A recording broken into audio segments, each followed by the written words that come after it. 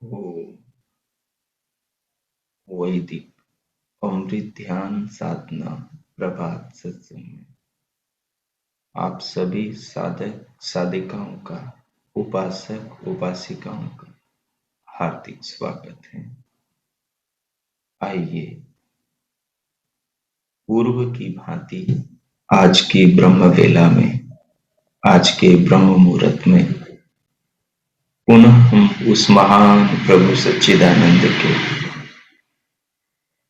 अनंत गुणों का गान करते हुए अपने हृदय को, अंतःकरण को, अपनी आत्मा को पावन करें, पवित्र करें। मनुष्य जीवन में सबसे बड़ी कीमती वस्तु जो है उसका नाम संस्कार की संपदा है।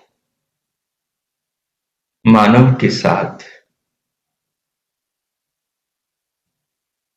इस जीवन से मनुष्य देह के पश्चात, मृत्यु के उपरांत साथ में जाने वाली संपदा संस्कार है। जीवन काल में जिस मानव ने जितना अपने संस्कारों में बदलाव किया, संस्कारों का आध्यात्मिककरण किया, संस्कारों का पवित्रीकरण किया,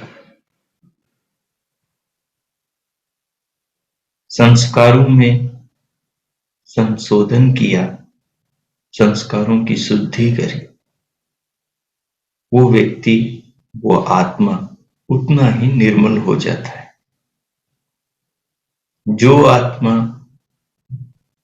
अपने अंतःकरण को जितना निर्मल करेगा, जो साधक, जो उपासिका उपासक अपने हृदय को, अपनी भावनाओं को, अपने अंतःकरण को, अपने विचारों को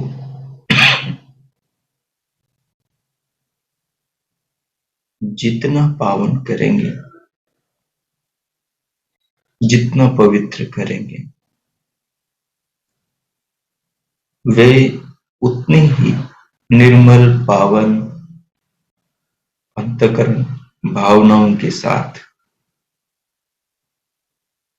अगले जन्म में प्रवेश करें।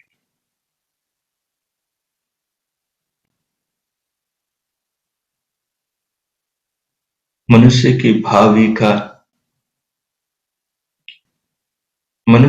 भावी की उत्तम स्थिति का और अवनति का, मनुष्य का भावी जन्म अच्छे माँ बाप के घर हो,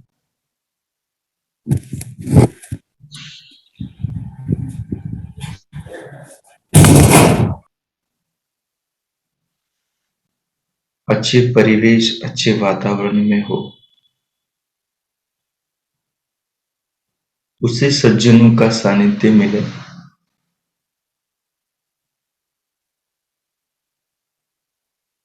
ऐसे वातावरण में हो जहां के लोग सच्चाई के रास्ते पर चलते हो, जहां के लोग सच्चाई को जीते हो, जहां वास्तविक ईश्वर की पूजा, वास्तविक ईश्वर का ध्यान किया जाता हो, वास्तविक ईश्वर को जाना जनाया जाता हो और वास्तविक ईश्वर की आराधना, साधना, भक्ति करी जाती हो। ऐसे माहौल में, ऐसे माँ बाप के घर, ऐसे परिवेश, वातावरण, देश में मनुष्य को जन्म तभी मिलता है जब वो पूर्व जन्म काल में मानव जीवन में सच्चाई की राह पर चल रहा हो, उसके मन में सच्चाई को पाने की लगन हो, सत्य धर्म को जानने की चाह हो, सत्य कर्मों को करने की भावना हो। जब भी जीवन में जहां भी उसे मिथ्या दिखाई दे, दोषपूर्ण दिखाई दे, उसको छोड़ देने की भावना हो और सच्चाई को ग्रहण करने की भावना हो। जब ऐसे संस्कार मनुष्य अपने मानव जीवन काल में बना लेता है और ऐसे संस्कारों से अपनी आत्मा को संस्कारित करता है, अंतःकरण में इस प्रकार के सत्य निष्ठा के संस्कार डालता है, तो यही सत्य निष्ठा के संस्कारों से अगले जन्म में वैसे संस्कारों वाले माँ बाप के घर में ले जाते हैं। वैसे संस्कारों वाले माँ बाप से उसका जन्म होता है, ऐसे ही उसे गुरु मिलते हैं, ऐसा ही परिवेश, वातावरण, ऐसी चर्चाएं करने वाले लोग मिलते हैं। पृथ्वी केवल ब्रह्मांड में यही नहीं जिस पर हम रहते हैं, ये हमारे सौर परिवार की पृथ्वी है। एक आकाश गंगा में करोड़ों सौर परिवार है, करोड़ों सौर परिवारों में करोड़ों पृथ्वियां हैं। उन करोड़ों पृथ्वियों के अंदर कहां कैसी स्थिति है धर्म की, ज्ञान की, सत्य के संग की, प्राकृतिक वातावरण की, उसका हमें कोई संज्ञान नहीं है। उसका ज्ञान प्रभु को है। जो मनुष्य जैसे उत्तम, अधम, मध्यम, नीच कर्म करते हैं, उन कर्मानुसार उनके संस्कार बनते हैं और उन संस्कारों से बंधे हुए वो मनुष्य ईश्वरीय व्यवस्था से अपने सूक्ष्म शरीर के साथ वो आत्माएं मरने के बाद उन लोगों को, उन पृथ्वियों में, वैसे वैसे परिवारों में, वैसे वैसे माँ बाप के घर में जन्म ग्रहण करते हैं। लेकिन ये उसी के साथ होता है जो मनुष्य इतने ऊंचे कोटि के कर्म करता है। जो अधम नीच कर्म करता है उसके लिए दूसरी पृथ्वी पर जाने की आवश्यकता नहीं। इस पृथ्वी पर ही 84 लाख योनियां हैं। 84 लाख योनियों में 21 लाख योनियां केवल पेड़ पौधों की है। 21 लाख योनियां केवल कृमि कीट पतंगों की है। 21 लाख योनियां अंडे से उत्पन्न होने वाले अंडजों की हैं और 21 लाख योनियां स्वेदजों की, पशु पक्षियों और मनुष्यों की हैं।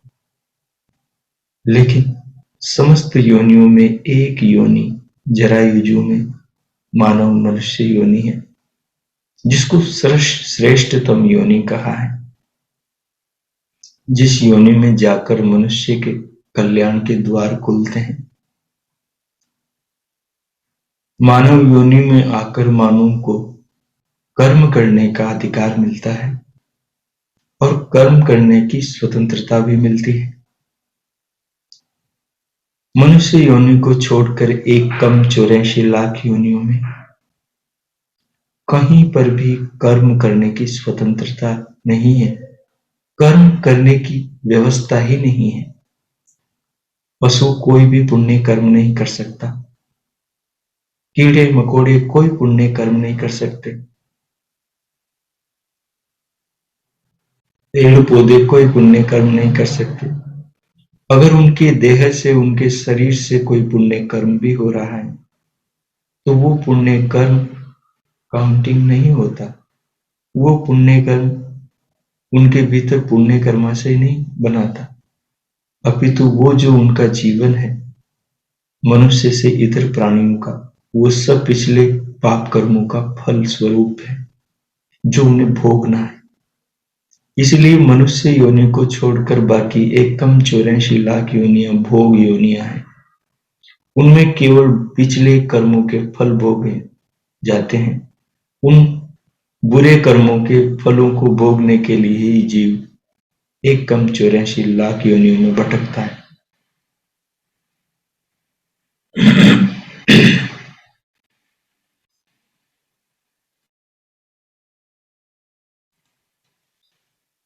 अगर मानव के थोड़े अच्छे कर्म भी हैं, यह समझो उसके पाप पुण्य सम है, तो भगवान उसे उसके कर्मों संस्कारों के हिसाब से मानव योनि में फिर भेजता है। मानव उसका मूल्यांकन नहीं करता कि उसका दोबारा मनुष्य जन्म क्यों हुआ है, वो कितने दुखद अमानुषी योनियों को भोग करके संसार में फिर से उसको जन्म मिला है। कितनी बार वो पशु पक्षियों में, कृमि कीट पतंगों में, पेड़ पौधों में, जलचरों के, स्थावरों की, भूचरों की, खच्चरों की, नभचरों की योनियों में जन्म लेकर दुख पा चुका है। सारे पापों के फलों को भोग करके अब उस मनुष्य के जन्म में, मनुष्य के शरीर में जन्मा है।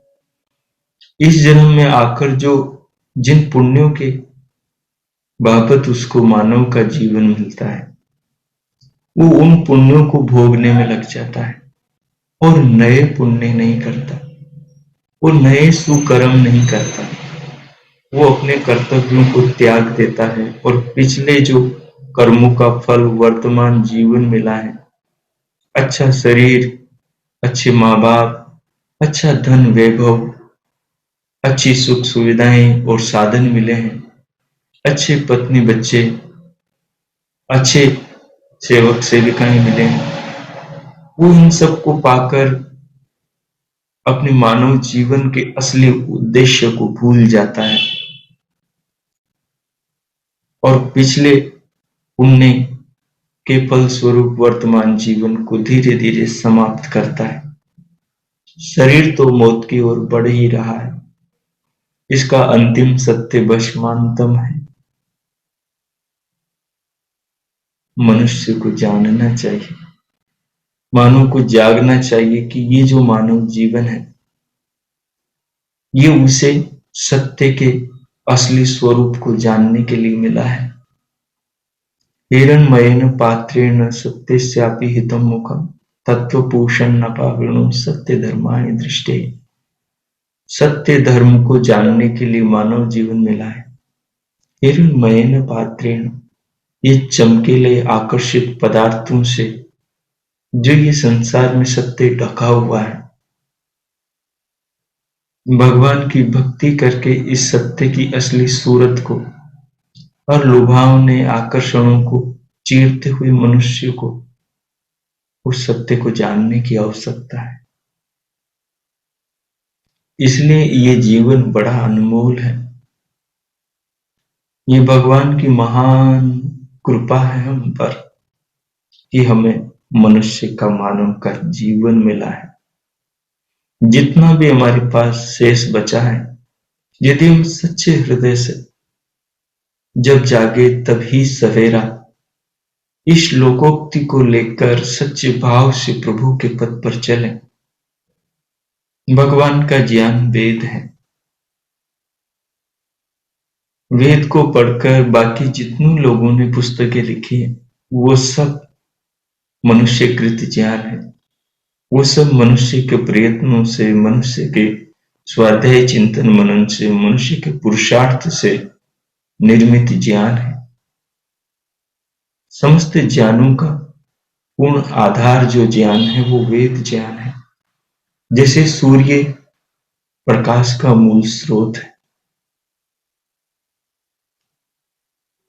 सूर्य से प्रकाश लेकर सूर्य की व्यवस्था को पाकर जितने भी प्रकाश के आविष्कार हुए हैं, वो सब सूर्य के समान स्वतः प्रकाशित नहीं है। वो सब मनुष्यों द्वारा, तेल द्वारा, बिजली द्वारा, किसी न किसी माध्यम से प्रकाशित है, परंतु सूर्य स्वतः प्रकाशित है। वेद का जो ज्ञान है वो मनुष्यकृत नहीं, परमात्मा द्वारा ऋषियों के हृदय में सृष्टि के आदि में दिया हुआ है कि मनुष्य को संसार में जीवन कैसे जीना है। हम मार्केट में कोई वस्तु लाते हैं तो उसके साथ उसका प्रयोग कैसा करना है, उसके लिए हमें एक नोटबुक मिलती है, एक कैटलॉग मिलता है, उसको पढ़ते हैं, उससे पता लगता है इसका कैसे यूज करना है। इस संसार में हमें जीवन मनुष्य का मिला है,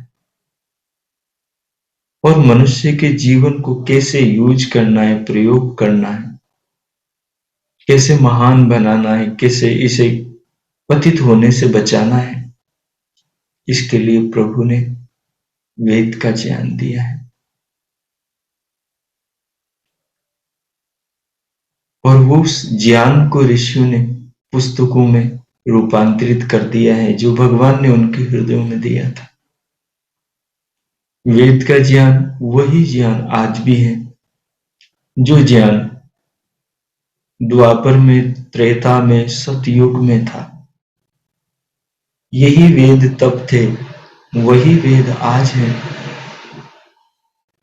समय बदल गया, मनुष्य बदल गए हैं, क्योंकि संसार चलायमान है, लेकिन वेद का ज्ञान नहीं बदला। वेद ने कहा सूर्य के, चंद्रमा के अनुसार जीवन को कल्याणकारी बनाओ, इनके जैसे परोपकारी बनो। तो आज भी वही सूर्य है, वही चंद्रमा है। भगवान ने वेद में जिस पृथ्वी की चर्चा करी, वही पृथ्वी यहाँ है जिस पर हम बैठे हैं। जिस जल अग्नि वायु आकाश की बात करी, वही जल अग्नि वायु आकाश यहाँ पर है। जिन सागर सरिताओं की बात करी, जिस वर्षा की बात करी, बादलों की बात करी, जिन पशु पक्षियों की बात करी, जिन गौओं की बात करी, वो सब प्राणी यहाँ पर हैं, वो सारी व्यवस्था है, वो सारी भौगोलिक स्थितियां, वो सारे पदार्थ यहाँ हैं जो वेद में भगवान ने कहे। इन्हीं पदार्थों की चर्चा सतयुग में है, द्वापर में, त्रेता में और कलयुग में भी है। रामकृष्ण भी यही पानी पीते थे, वो भी इसी सूर्य के प्रकाश में जीते थे, वो भी इसी चंद्रमा की चांदनी में सोते थे। उन्होंने भी इसी धरती पर यही अन्न खाकर जीवन जिया था। वो भी वैसे ही हमारी तरह उनके माँ बाप से पैदा हुए थे। उनको भी काशी, जुखाम, बुखार सब होते थे। वो भी नहाते धोते थे, वो भी कपड़े बदलते थे। सब कुछ सेम वैसा ही है जैसा आज है, बस उन लोगों के अंदर, उस वातावरण में वेद का ज्ञान सर्वत्र फैला हुआ था। हो सकता है हम बहुत अच्छे कर्म करें तो अगला जीवन हमें किसी दूसरी पृथ्वी पर मिले, जहां वेद का अधिक प्रचार प्रसार हो, जहां वैदिक वातावरण व्यवस्था हो, जहां वैदिक नगर हो, जहां संस्कृत बोली जाती हो, जहां रोजाना हवन होता हो, स्वाहा स्वधाहा की ध्वनियां गूंजती हो, जहां मनुष्यों में आपस में श्रेष्ठतम प्रेम हो, जहां सबका आदर सत्कार होता हो, जहां मांस, मछली, अंडा, शराब और नाना प्रकार के व्यसनों में मनुष्य नहीं फंसा हो, जहां की स्त्रियां अपने पति को ही देवता मान के पूजा करती हो, जहां के पुरुष अपनी मर्यादाओं का पालन करते हो। एक आकाश गंगा में करोड़ों सौर परिवार हैं। करोड़ों सौर परिवारों में करोड़ों पृथ्वियां, करोड़ों सूर्य, करोड़ों चंद्रमा, बुध, बृहस्पति, शुक्र, शनि, अरुण, वरुण, यम सभी ग्रहोपग्रह हैं। और ऐसी आकाश गंगाएं, करोड़ों सौर परिवार वाली करोड़ों आकाश गंगाएं हैं जिनका कोई अंत नहीं, वैज्ञानिक खोज नहीं पाए। उन सारी आकाश गंगाओं को और उनमें करोड़ों करोड़ों अरबों खरबों सौर परिवारों, पृथ्वियों को, सूर्यों को धारण करने वाला विधाता परमेश्वर हम सब बच्चों का पिता है। वेद का ज्ञान उसी परमात्मा, उसी राजराजेश्वर, उसी जगदाधिपति जगदीश्वर, उसी सच्चिदानंद प्रभु का है, जिसने ऋषि मुनियों को उनके हृदय में ज्ञान देकर उनको पावन पवित्र बनाया। ऋषि मुनियों ने उस ज्ञान को पाकर जीवन में जिया और अपने जीवन का उत्तम श्रेष्ठतम निर्माण किया। ये सब भगवान ने उपदेश किया।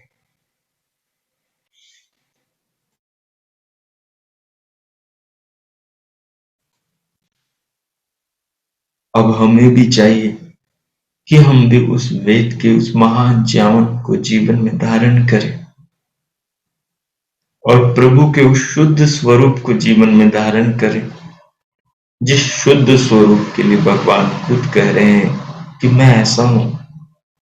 यजुर्वेद के ऋषि महर्षि वायु के हृदय में प्रभु ने उपदेश दिया है कि वे कैसे हैं। ईशोपनिषद यजुर्वेद के 40वें अध्याय आत्मनि सूक्त के मंत्रों में और श्लोकों में मानव जीवन के श्रेष्ठतम जीने के ढंग की चर्चा है कि मनुष्य अपने जीवन को उत्कृष्ट रूप में कैसे जिए।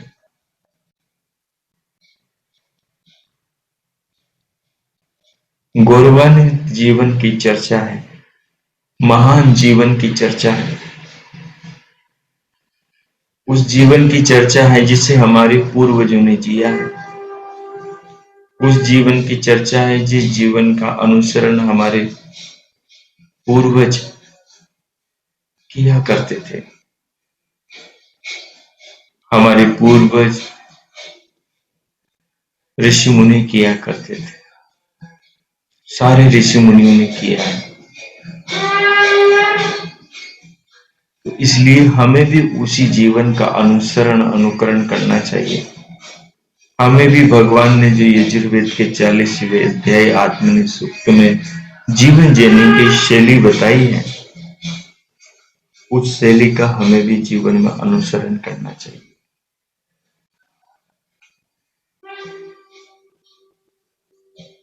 और ठीक उसी प्रभु के स्वरूप को जानना चाहिए, मानना चाहिए, जो भगवान ने स्वयं वेद में ऋषि वायु के हृदय में बताया है, जिसे हम विगत दिवसों से पढ़ते चले आ रहे हैं। प्रभु कह रहे हैं कि वे कैसे हैं यजुर्वेद के ऋषि से, महर्षि वायु से।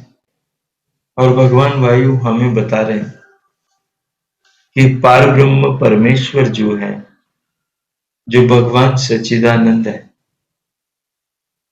जो सत्य है, चेतन है और आनंद से परिपूर्ण है,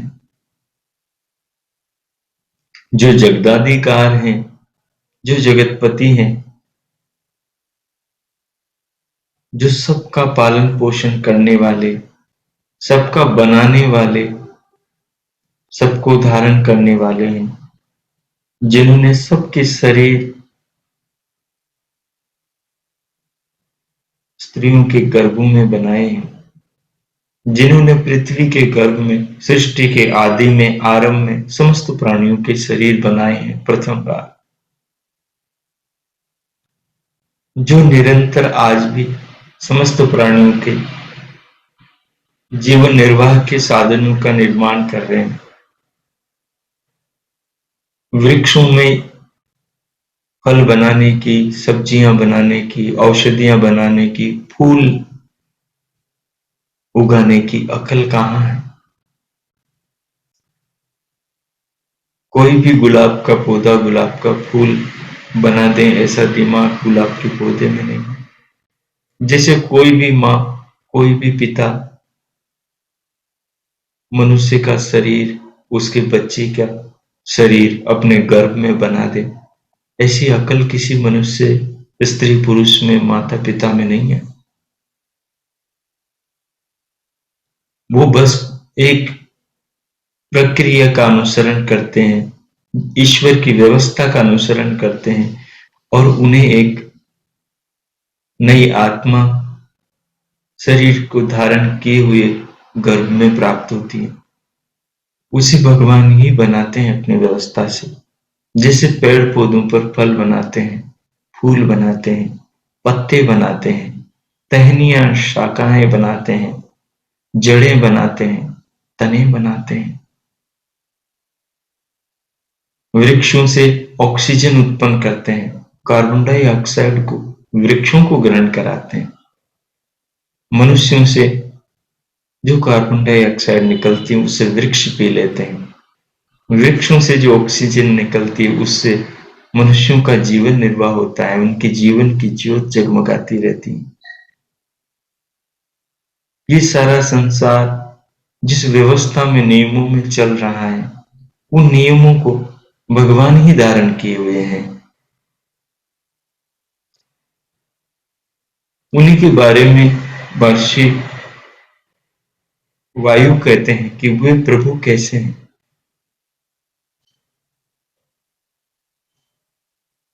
इन पहाड़ पर्वतों को मनुष्य नहीं बना सकता, न राम बना सकते, न कृष्ण बना सकते, न शिव बना सकते, न ब्रह्मा विष्णु बना सकते। ये जितने भी मनुष्य हुए हैं जिनका जन्म उनकी माता पिता से हुआ है, उनकी माता के गर्भ में हुआ है, उन सबको भगवान ने बनाया है। मनुष्य ईश्वर नहीं, ईश्वर कभी जन्म नहीं लेता। जन्म की जरूरत क्या है? मगर ईश्वर के शरीर नहीं है। भगवान वायु यही तो बात कह रहे हैं इस मंत्र में, इस ऋचा में, कि प्रभु कैसे हैं। सपरिएगा कहा भगवान सर्वव्यापक है, परिअगाध सर्वत्र पहुंचे हुए हैं। कोई संसार का महान और अणु पदार्थ नहीं, कोई सूक्ष्म कण और स्थूल पर्वत नहीं जिसमें प्रभु न हो। वो कण कण में है, वो पहाड़ पर्वत नदियों में, सागर सरिताओं में है, वह वृक्ष लताओं में, पशु पक्षियों में, कृमि कीट पतंगों में है, वह स्त्री पुरुषों में, बच्चों में, उनके शरीरों में, उनके मन मस्तिष्क हृदय अंतःकरण और आत्मा में है। वे सर्वव्यापक हैं, सर्वत्र हैं और वे सर्वज्ञ हैं, सब कुछ को जानते हैं। जो भी कर रहा है उसे देख रहे हैं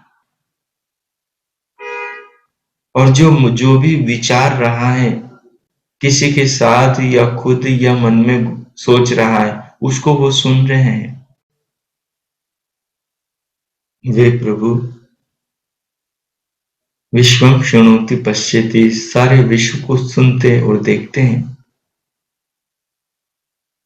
वे महान प्रभु कण कण में सर्वदा सर्वत्र विराजमान है। जैसे आत्मा शरीर में दिखाई नहीं देती, वैसे परमात्मा संपूर्ण विश्व में है लेकिन दिखाई नहीं देते, क्योंकि वो अगोचर वस्तु है, वो निराकार द्रव्य है, वो चेतन पदार्थ है जैसे हमारी आत्मा है। चेतन वस्तु को जड़ इंद्रियों से देखा नहीं जा सकता, उसे चेतन आत्मा से ही अनुभव किया जा सकता है। जिस आत्मा ने अपनी चेतना का अनुभव किया वही आत्मा परमात्मा चेतना को जान सकता है।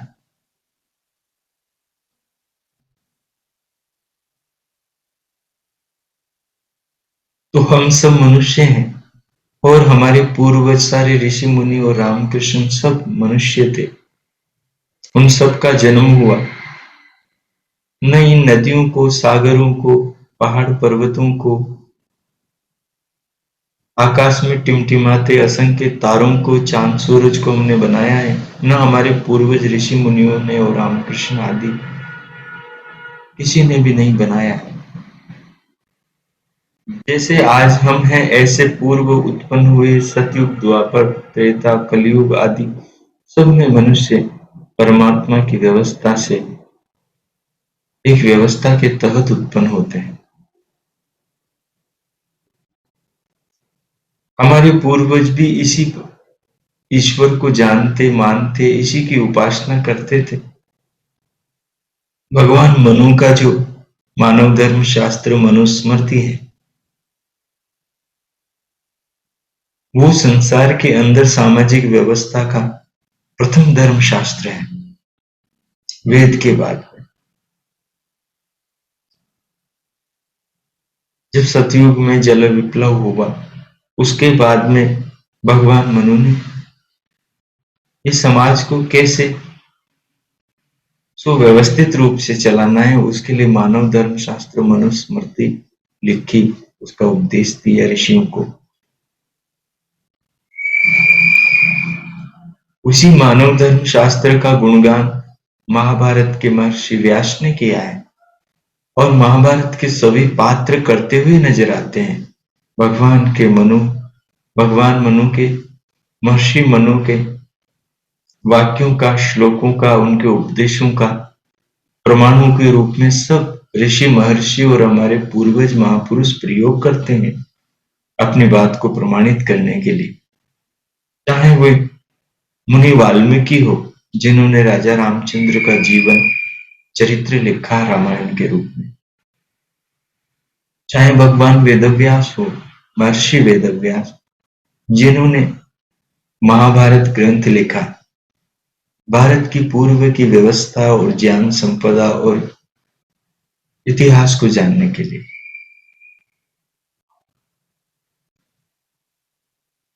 तो ये पहाड़, पर्वत, धरती, आकाश, भूमि के भीतर के खजाने, चांदी,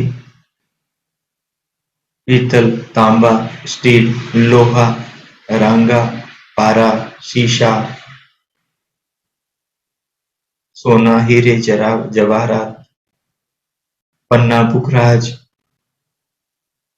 ये सब जैसे पहले बने वैसे आज भी बन रहे हैं। और इन्हें पहले भी मनुष्य नहीं बनाता था, आज भी मनुष्य नहीं बना रहा। मनुष्य बस पाता है, पृथ्वी को खोदता है उसमें से। इसलिए ईश्वर केवल ईश्वर है। वे अवतार नहीं लेते, वे जन्म नहीं लेते, वो मनुष्य शरीर धारण नहीं करते। इसी महान तत्व को इस ऋचा के अंदर भगवान वायु, महर्षि वायु समझा रहे हैं कि सपरिएगा, जिस प्रभु की उपासना करनी चाहिए, जिस प्रभु का गुणगान करना चाहिए, जिस प्रभु ने सारे विश्व को, संपूर्ण ब्रह्मांड को धारण किया हुआ है, वे भगवान सच्चिदानंद सर्वशक्तिमान है। वो कण कण में सर्वत्र विराजमान है। वे परमात्मा प्रकृति नहीं है। वे परमात्मा ईंट, पत्थर, रोड़ी, बजरी नहीं है। वे परमात्मा पहाड़, पर्वत, चांद, सूरज, धरती, आकाश नहीं है। संसार में जितने भी पदार्थ हैं सब प्रकृति से बने हैं। प्रकृति एक अलग तत्व है और परमात्मा एक भिन्न तत्व है, और आत्मा एक भिन्न तत्व है। प्रकृति जड़ है, परिणामी है, परंतु अपने मूल रूप में नित्य पदार्थ है। वो सदा से है और सदा रहने वाली अविनाशी है, परंतु वो निर्जान है, उसमें ज्ञान नहीं है, वो चेतना नहीं है। वो चेतना शून्य है, परंतु आत्मा स्वचेतन है। वो चेतना संपन्न है, वो जान सकता है अगर उसको व्यवस्था मिले तो। परंतु परमात्मा सब कुछ जान सकता है, क्योंकि वो सर्वज्ञ है, सर्वशक्तिमान है। उसे मनुष्य के जैसे शरीर की व्यवस्था नहीं है जगत को जानने के लिए, आवश्यकता नहीं है। क्योंकि प्रकृति का स्वभाव है, उस स्वभाव को भगवान भी नहीं बदल सकते। प्राकृतिक पदार्थों का ह्रास होता है, उनमें परमाणु में निरंतर परिवर्तन होता है। वो निरंतर बदलते रहते हैं परमाणु प्रकृति के। इसलिए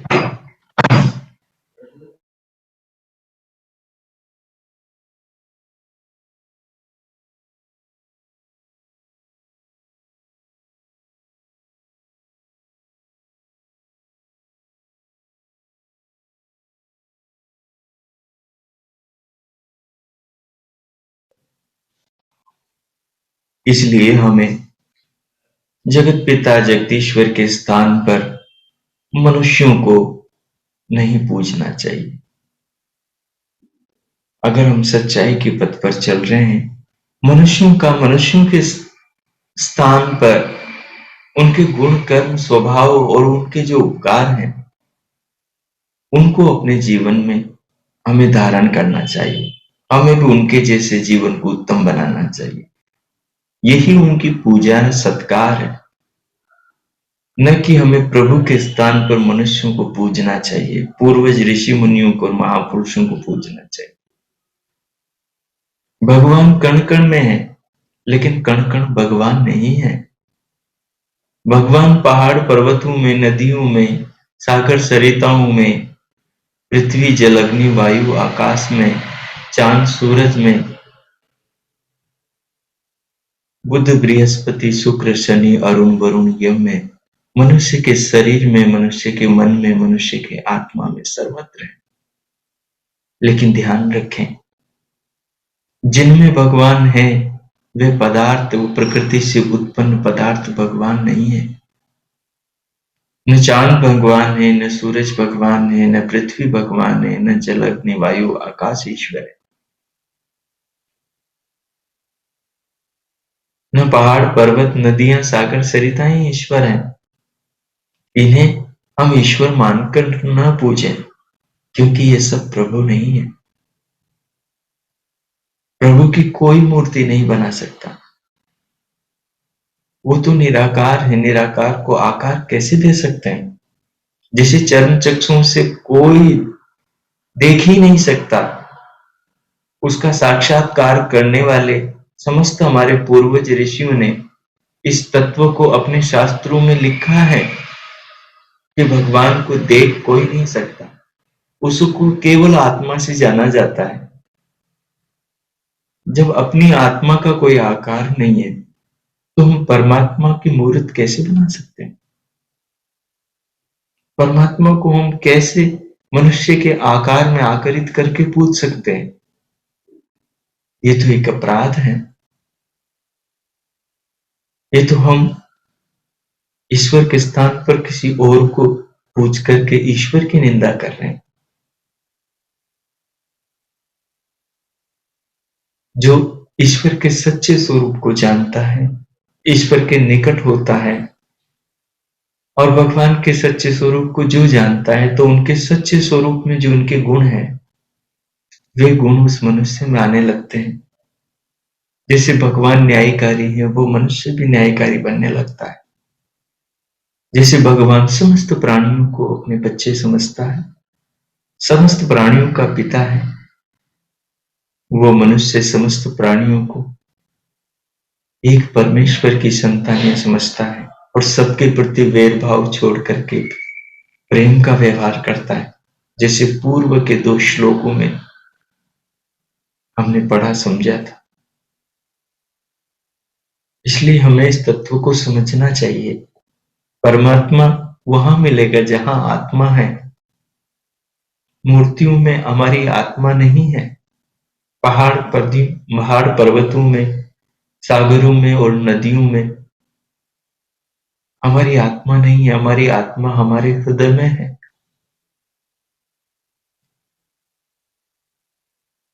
और हमारे हृदय में परमात्मा भी है। तो जहां आत्मा और परमात्मा दोनों है, वहां आत्मा की परमात्मा से मुलाकात होगी, ध्यान समाधि के द्वारा।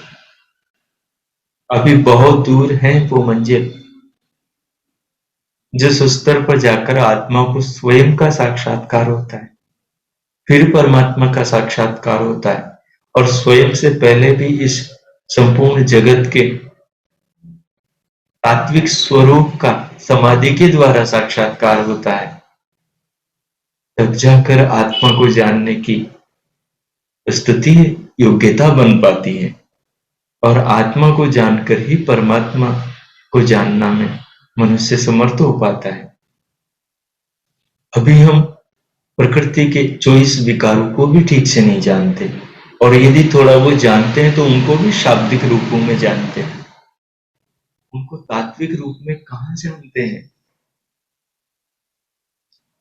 हम बहुत दूर हैं अभी, इसलिए सबसे पहले हमें अपने हृदय को सच्चा करना चाहिए और सच्चे ईश्वर की भक्ति करना चाहिए, ताकि हमारा हृदय निर्मल हो, हमारे हृदय में सदैव प्रभु प्रेम हो और प्रभु के आदेशों का पालन करने के प्रबल भाव हो। हम भगवान की व्यवस्था का उल्लंघन करके आगे बढ़ेंगे तो जीवन में कभी सफल नहीं होंगे। भगवान की कृपाओं का स्रोत तो सबके ऊपर बह रहा है। जो मनुष्य उनके आदेश का पालन करता है, प्रभु उस पर भी अपनी अनुकंपा करते हैं। देखो संसार में कितने विविध प्रकार की भावना वाले मनुष्य हैं, कितने धार्मिक, अधार्मिक, नीच, पामर, पिशाच, दैत्य, दुरात्मा, राक्षस है, जो जीवों को मार डालते हैं अपने स्वार्थ के लिए, जो अपने स्वार्थ, अपने लोभ के लिए दूसरों को दुख देते हैं। कितने चोर, डाकू, लुटेरे हैं, कितने विधर्मी, अन्यायकारी, दुरितात्मा है, जो मनुष्यों को बेबस मजबूर करके उनका शोषण करते हैं। लेकिन ऐसे नीच लोगों पर भी भगवान निरंतर कृपा करते हैं, सबको शरीर देते हैं, श्वास देते हैं, ऑक्सीजन देते हैं, उनके लिए पेड़ पौधों पर फल फूल बनाते हैं, साग सब्जियां बनाते हैं, रोज सूरज को लाकर उन पर प्रकाश करते हैं, चंद्रमा से, धरती से धारण करते हैं, वायु से सबकी जीवन की ज्योत को जला के रखते हैं कि शायद मनुष्य सुधर जाए, प्रभु के सत्य ज्ञान को जीवन में धारण करके उसका उत्थान हो, मंगल हो। लेकिन मानव कितना भटक रहा है। जिस अमृत वेला में आत्मा को परमात्मा से जोड़कर भगवान की आराधना करनी चाहिए, उस काल में मनुष्य पत्थरों के सामने खड़ा हुआ मनुष्यों की पूजा करता है। मनुष्यों की पूजा करनी चाहिए। पूजा का अर्थ आदर सत्कार है।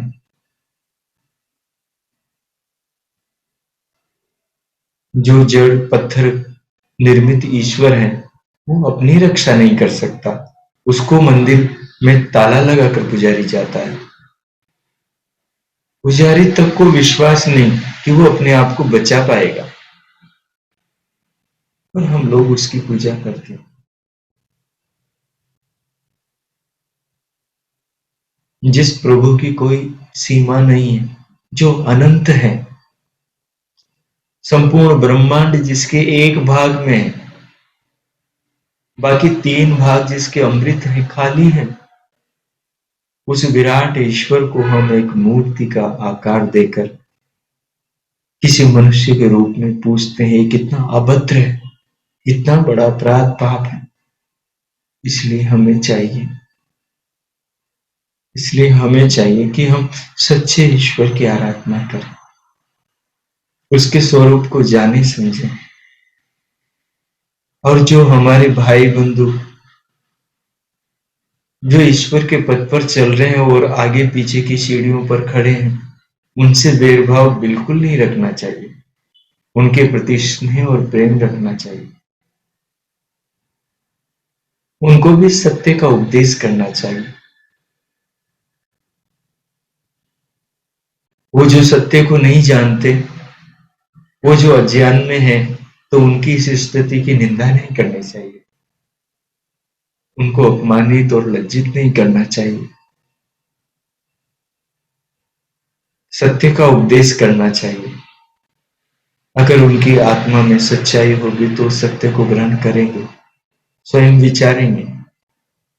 और प्रभु का प्रेम तो सबके प्रति समान रूप से बह रहा है, उसको वे भी जीवन में धारण करेंगे और अपना उत्थान करेंगे।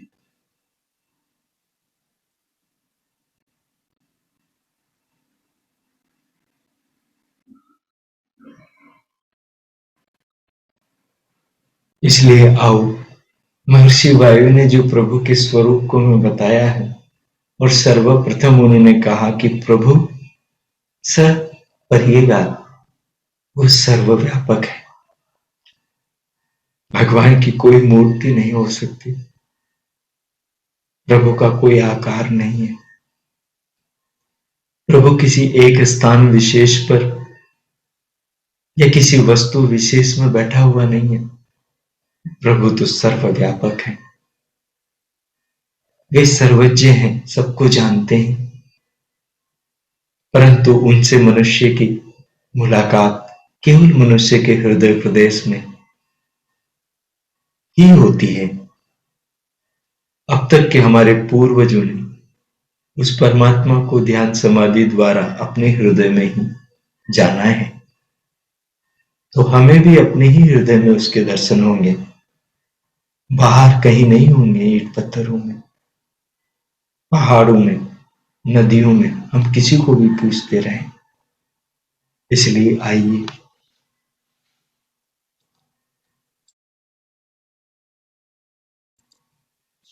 उस महान प्रभु के सत्य स्वरूप को हम जानें, जीवन में धारण करें, इस भाव में अपनी आत्मा को लगाएं और इसे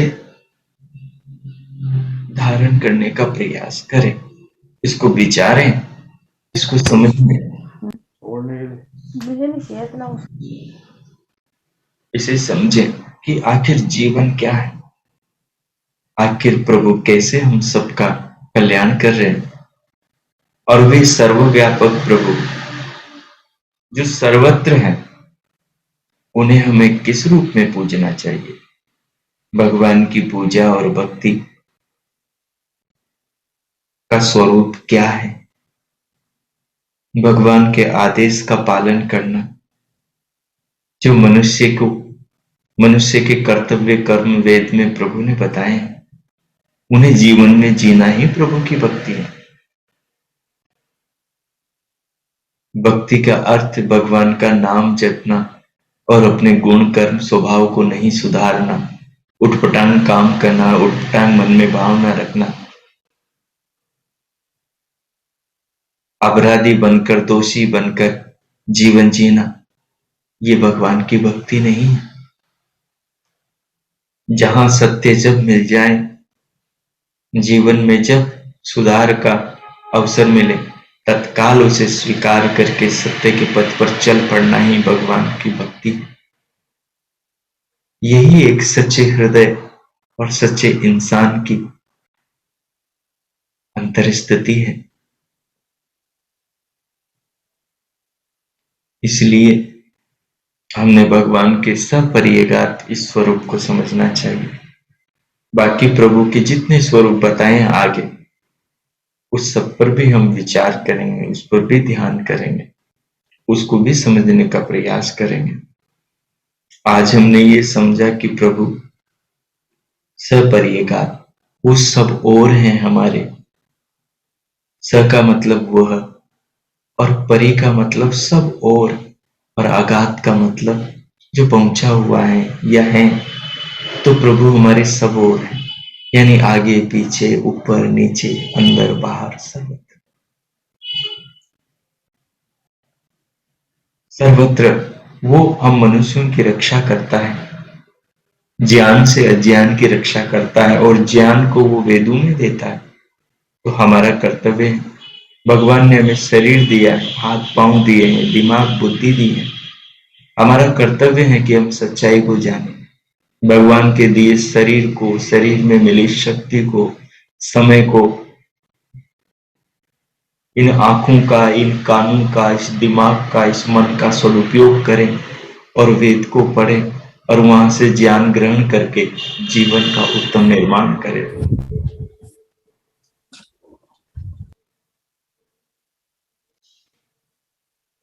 तब जाकर हमारे जीवन का मंगल होगा। जैसे जैसे हम सच्चे प्रभु की उपासना करेंगे तो प्रभु हमारे साथ होंगे, क्योंकि वे सर्वत्र हैं। मूर्ति तो मंदिर में है, लेकिन भगवान तो सर्वत्र है। जब हम सर्वव्यापक प्रभु से जुड़ जाएंगे, हम कहीं भी बैठे, अंधेरे में, उजाले में, भारत में, विदेश में, अपने घर में, दूसरे के घर में, अपने बीवी बच्चों के साथ, दूसरे के बीवी बच्चों के साथ, अपनी पत्नी, दूसरे की पत्नी, दूसरे के पति, अपने पति के साथ, दूसरे के पैसों के पास, अपने पैसों के पास, दूसरे की संपदा के साथ, अपनी संपदा के साथ, सर्वत्र प्रभु है। जिसके हृदय में सर्वव्यापक प्रभु बस गया, जो सर्वव्यापक प्रभु को जान गया, उससे कोई अपराध नहीं हो सकता, वो कोई पाप नहीं कर सकता। वो मन में कोई काम, क्रोध, लोभ, मोह, ईर्ष्या, छल कपट की भावना, चोरी जारी, किसी प्रकार का द्रोह नहीं पाल सकता, किसी प्रकार के दोष को धारण नहीं कर सकता, क्योंकि प्रभु सर्वत्र है। जिस मन में वो विचारेगा उस मन में भी है,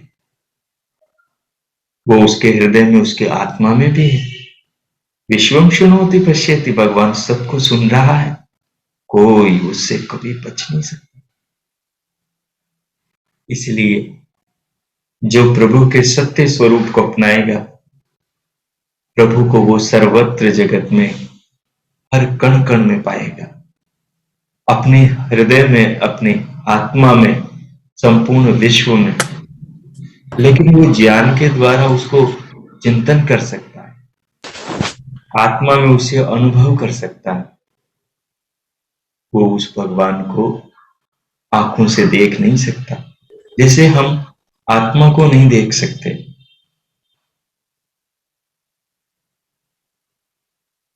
सो आइए, अब मैं मौन होता हूं। जिस स्वरूप पर मैंने आपका ध्यान आकर्षित किया है, आपके भीतर जो भाव बने हैं, इन भावों को धारण करके 5 मिनट के लिए आप मौन हो जाएंगे, ध्यान में चले जाएंगे, अंतर्मुखी हो जाएंगे और शरीर को अनुभव करेंगे। शरीर को अनुभव करके अपने भीतर उतर जाएंगे, अपने भीतर उतर जाइए और स्वयं को जानिए, स्वयं के साथ परमात्मा को जोड़िए और इस भाव में 5 मिनट रहिए। अब मैं मौन होता हूं। आप नेत्र बंद करके शरीर को अनुभव करते हुए, श्वास को अनुभव करते हुए, भगवान की इस भाव में अपनी आत्मा को विलीन कीजिए, इस भाव में निमग्न हो जाइए। ओ कीजिए।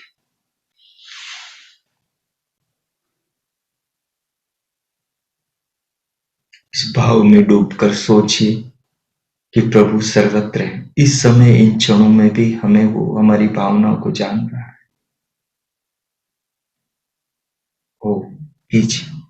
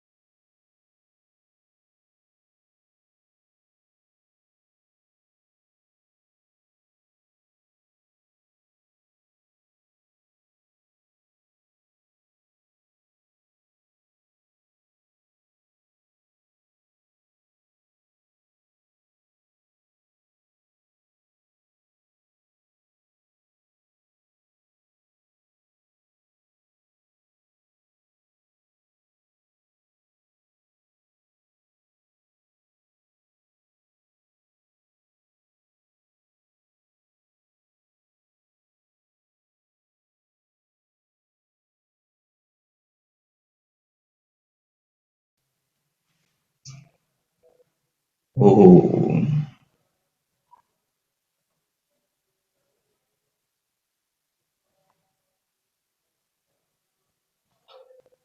ओम। इस प्रकार प्रभु के सपर्यगात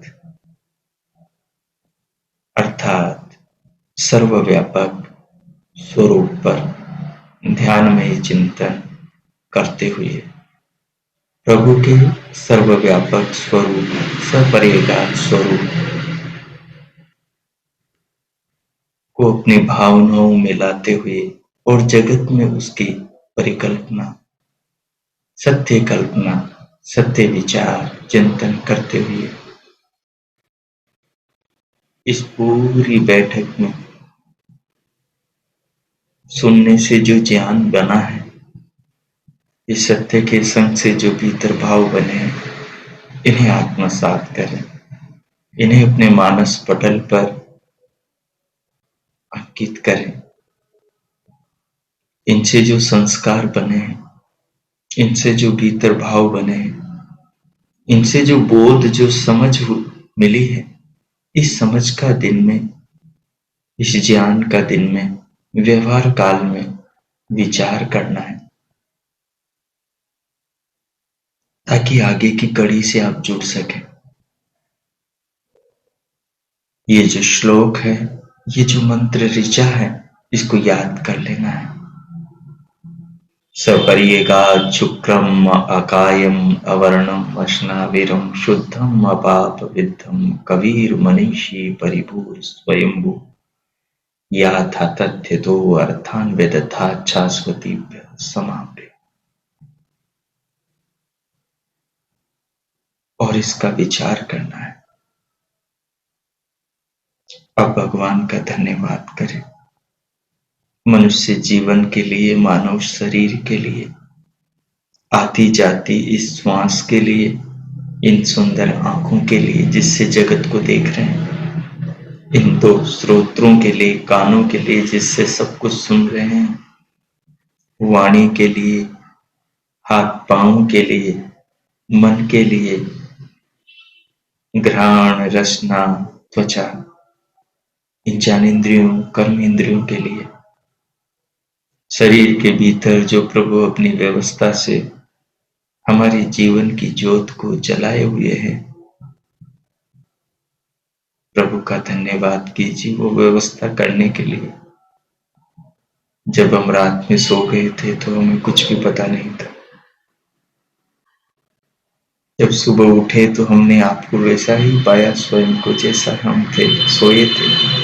और जीवन भर हमें पता नहीं होता हमारे शरीर में कैसे सारे कार्य चल रहे हैं। सब प्रभु की व्यवस्था, उनकी नियमों में चल रहे हैं, हम उसका लाभ ले रहे हैं। भगवान कितना हम पर कृपा कर रहे हैं। रोज सूरज आता है, प्रकाश से सारे जगत को रोशन करता है। हम इसी प्रकाश में सारे नाना कार्य करते हैं।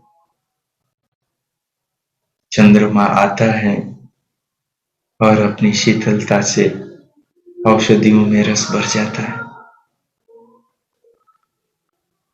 भगवान का प्रेम सर्वत्र बह रहा है।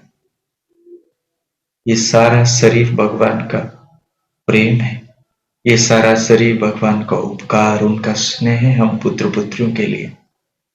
जब शीशे में अपने आप को देखो तो विचार करो ये प्रभु ने दिया है। शरीर की एक एक कोशिका, ऊतक, कोष्ठक, अंग प्रत्यंग में प्रभु बोल रहे हैं। भगवान की रचना को देखना है तो अपने शरीर को, इन पहाड़ पर्वतों को, सागर सरिताओं को, आकाश में टिमटिमाते अनंत तारों को, चांद सूरज को, खिलते हुए मुस्कुराती हुई इन कलियों को, फूलों को, अपनी ओर खींचती इनकी सुगंध को देखो। ये आंगन पे उछलते कूदते गौओं के बछड़ों को, बछियों को देखो। ये मीठा मीठा गाती कोयल की मीठी कूक को देखो।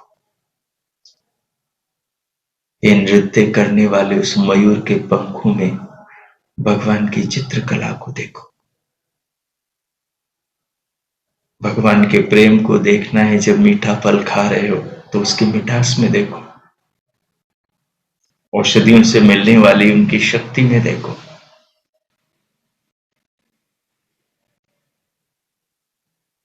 वे सच्चिदानंद प्रभु, वे जगदाधिपति जगदीश्वर, वे भक्त वत्सल भगवान, कितनी कृपा, कितनी करुणा, कितना स्नेह, कितनी अनुकंपा हम पर कर रहे हैं।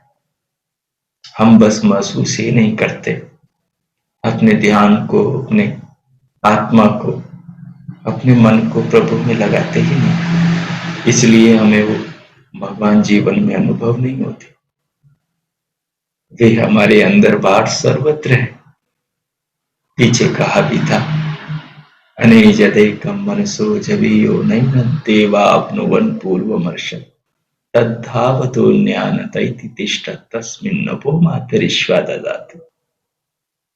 तदेजति तन्नैजति तद्दूरे तदवन्तिके तदन्तरस्य सर्वस्य तदु सर्वस्यास्य बाह्यम् ईशावास्यम् इदं सर्वं यत्किञ्च जगत्यां जगत् तेन त्यक्तेन भुञ्जीथा मां कृतः कस्य शुद्धनम्। इससे सीधा, इससे सरल ज्ञान कैसे दे भगवान हमें? और कितना सरल चाहिए हमें, परंतु हमारे हृदय में मलिनता के, दोषों के, गंदे संस्कार इतने ज्यादा पड़े हुए हैं कि इतनी पवित्र बातें, भगवान के ये मंत्र, ये ऋचाएं, प्रभु के विचार भी हमारे समझ में नहीं आते। जिसका जितना हृदय निर्मल सरल होता जाता है वो उतना ही प्रभु को समझने लगता है और फिर जीवन में सर्वत्र प्रभु के साथ जीने लगता है। ऐसे मनुष्य के लिए पर स्त्री माँ के समान, बेटी के समान, बहन के समान, पर धन दौलत मिट्टी के समान, ढेले के समान, पत्थर के समान। ऐसा मनुष्य सबका सत्कार करता है। जो माता पिता की आयु के हैं, अपने माँ बाप के समान सबका सम्मान करता है। जो बहन बेटी की आयु की है, उनके प्रति वैसे भाव रखता है। ऐसा मनुष्य दूसरे की धन संपदा को उसी की मानता है, अपनी नहीं मानता। ऐसा मनुष्य किसी भी प्राणी को दुख नहीं देता, क्योंकि वो किसी से दुख नहीं चाहता। वो जानता है एक चिमटी बढ़ने पर भी कितनी पीड़ा होती है, और वो नहीं चाहता कोई उसको चिमटी भर दुख भी दे। तो वो कैसे दे सकता है किसी को? वो किसी के जीने के अधिकार को छीन नहीं सकता, क्योंकि धरती पर जिनको भी जीवन मिला है प्रभु ने दिया है। उनके जीवन को छीनने का, उन्हें मार काट कर खाने का, या उनका शोषण करना, या उनके अधिकारों का हनन करने का अधिकार किसी मनुष्य को नहीं है। जब भगवान हृदय में बसते हैं, जब उपासक, साधक, साधिका प्रभु की उपासना सच्चे हृदय से करती है, तो उसके जीवन में भगवान के गुण आने लगते हैं और उसका हृदय, उसका जीवन निरंतर बदलने लगता है और जीवन को उत्तम रीति से जीने लगता है। इसलिए हमें चाहिए कि हम भगवान के सर्वव्यापक, सपर्यगात स्वरूप को अच्छे से चिंतन करें, समझें, मनन करें, जीवन में से धारण करें, इस भाव के साथ जीवन जिए, तो हमारे लिए सारा जगत ही प्रभु का मंदिर बन जाएगा। असली मंदिर भगवान का हमारा हृदय है, हमारी आत्मा है, जहां प्रभु के साथ हमारी आत्मा का साक्षात्कार होता है। अब मैं मौन होता हूं। आप इन सब भावों को हृदय में रखते हुए भगवान का धन्यवाद करते हुए, उनके प्रति कृतज्ञता, श्रद्धा के भाव अर्पण करते हुए भीतर से इन भावों के साथ बाहर शरीर पर, अंग प्रत्यंगों पर आ जाएंगे। अंतर जागरूकता को देह पर लाएंगे, संपूर्ण शरीर को अनुभव करेंगे। और फिर शांति पाठ करेंगे।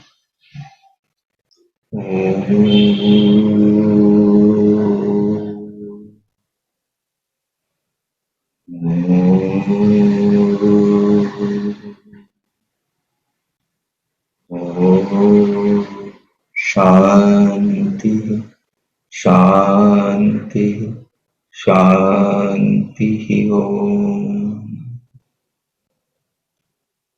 ओम। आज का आप सबका दिन शुभ हो, मंगलमय हो। प्रभु से आप सबके लिए बहुत बहुत शुभकामनाएं, मंगल कामनाएं। भगवान हमें अपने वेद ज्ञान की राह पर प्रेरित करें।